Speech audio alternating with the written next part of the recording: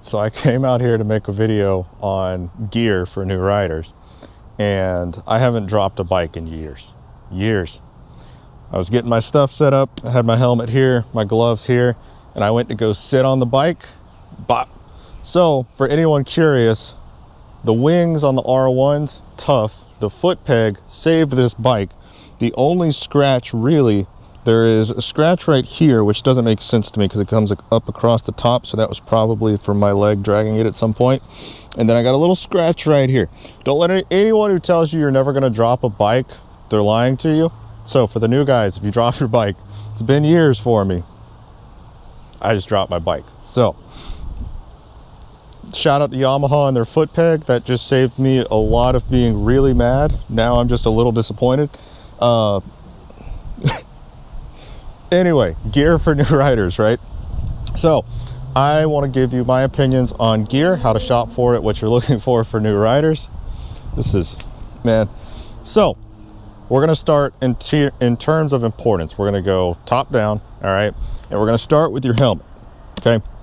I know as a new rider, buying gear is probably more intimidating than even buying the bike because there's so many options, there's so many brands, you see so many differing opinions, you see some opinions that are held so strong and aggressively by some that you think that surely that guy has to know what he's talking about if he's willing to fight someone over his opinion.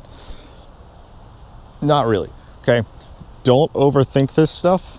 In rule number one, and you're gonna notice the consistency across what I'm talking about here. Get something that's comfortable, okay? You want something that's comfortable and that you'll actually wear it. Do not buy something that is uncomfortable thinking, oh, it's cheap, I'm gonna wear it, or blah, blah, blah, or oh, it's too cheap, this brand sucks, it's made in China, like so many people like to say, I'm not gonna buy it, okay?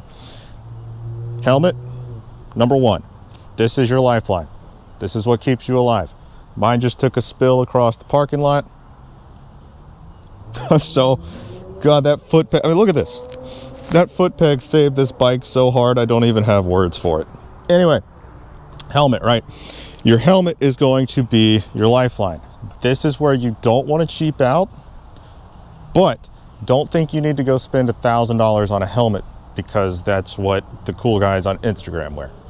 A helmet is going to be a helmet, okay? The difference between a $1,500 helmet and a $400 helmet, one of them will possibly get you more likes on Instagram. That's it, okay? Buy something that's comfortable, all right? So first word of advice, you're going to be looking for either, now this one's controversial, but I'm gonna throw it in. You're gonna either look for FIM, okay? This is the highest. You're either gonna be looking for ECE or you're gonna be looking for Snell, okay? The only reason I throw Snell in is that shoeies in the States are Snell, they're not ECE. Anyone, and you'll never find anyone who tells you that shoei is a bad helmet, okay? You can read into the classifications all you want. Points being, you want a helmet that fits and is comfortable, okay?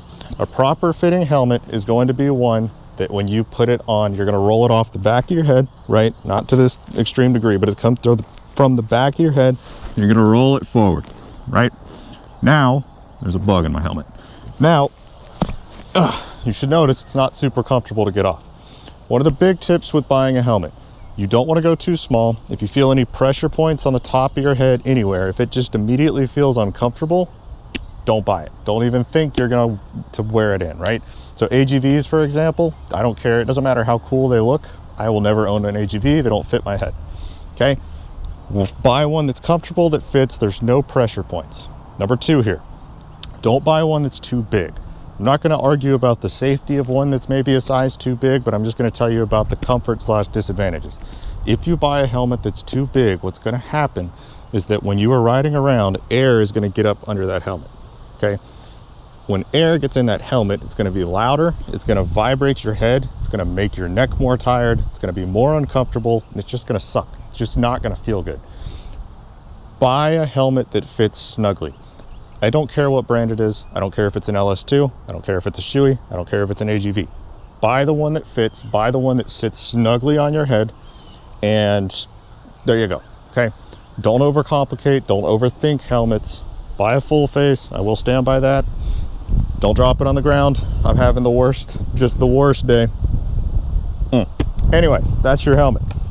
Next up, this is going to be your gloves. All right, I am a big spender on gloves.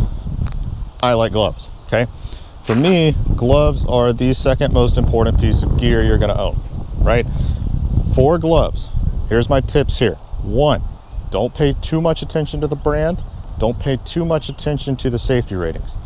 I say this, most small companies, so like anyone that's a smaller, more designer company, they're not going to have all the safety ratings because you have to pay to get that done. What you're going to be looking for in a glove, these are my non-negotiables. You want something on your knuckle, okay? You want some type of protection, and ideally it's going to be plastic, or it's going, some of them, they make them metal or whatever that, can't remember what the new material is called. Anyway, something that if it hits the ground, it's going to slide, okay? You want it to slide. You don't want anything that can catch. So if it's leather over the top of the knuckle protector, that's no good to me, right? That could hit, and then you're going to snap your wrist back. You want something that if it hits the ground, it's going to slide, okay? And then palm sliders. You don't have to go for a full cuff, but you want palm sliders. If you watch my video on my Gixxer, I would have had a much, much, much worse outcome if it wasn't for the palm sliders, right? I hit the ground, and my arm immediately just shot out. Okay, there's no way for me to gain traction with these gloves and try to stop myself and break my collarbone or break my elbow or break anything, right? I hit the ground, I instinctively reach for it, and my arm goes whoosh. Okay, palm sliders are a non-negotiable. You can read about the finger webbing. This is something for you to decide. I like it just because I've had it for forever. So to me, that's a glove. Those palm sliders, something on the knuckle that's not covered in leather and that will slide. That's going to be what you want. Look there. Number two on gloves is going to be buy something that is smaller rather than bigger. Okay, you don't want to buy a glove that's too big. A glove that's too big is the most annoying thing on the entire planet. You're going to hate it. You're going to immediately regret your purchase a week later, probably by the time you make it home, honestly. Because with too big of a glove, what will happen is when you are trying to reach for your brake, your finger is going to get caught right here, right? Because you're having to fight against that little extra length of glove. You want your fingers to go, right? So if I pull up my glove all the way, my fingers are at the tip. Now granted, these are custom fit, so a little bit unfair, but my finger is going to be at the tip of the glove, okay? There is zero room on these gloves. So if you're glove shopping, buy one that's smaller and it will stretch in, okay? You can read about different ways that people stretch them in.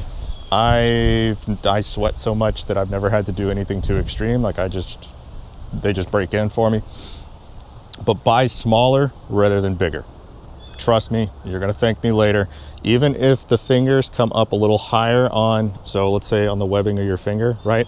If the webbing of the glove comes up a little bit higher, I promise you that's going to be better than if it is a little too low, right? And it feels like it's perfect and you have the perfect, be able to punch a mirror off fist and have that extra free play in the fingers. You don't want that, okay? Third up, I still can't believe I just dropped my bike. Third up is going to be boots. I'm so distraught. Boots are going to be the thing. This is the reason I still have a left foot. So boots are something that all you're going to be looking for, really, this is the best advice I can give you here, is buy boots that you can put on and wear and walk around comfortably, okay? Don't go buy the Alpine Stars. Don't go buy the track boots. Don't go buy and I know that they look cool, don't go buy the MX boots. I see those every once in a while. Don't go buy the MX boots. Buy something that you could wear to work. Buy something that you could wear to run to Walmart. Buy something that you could wear to go to the grocery store. Buy something that's comfortable. You're gonna want it to cover your ankle. You're gonna want it to have armor. Okay, it's going to protect the ankle. My left foot, when I wrecked the ZX10, I wouldn't have a foot. I am absolutely positive I wouldn't have a foot based on how hard that bike crushed my left foot. I'm going to lose sleep, y'all. I mean, there's almost no damage to this thing, but anyway, tell me what color foot peg I should get, because I guess I'm going to start, it's time to start fancying up this bike. Buy shoes that are comfortable. Buy ones that are armor. I don't care what the brand is.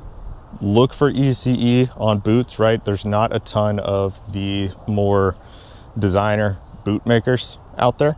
So look for ECE, or not ECE, what is it?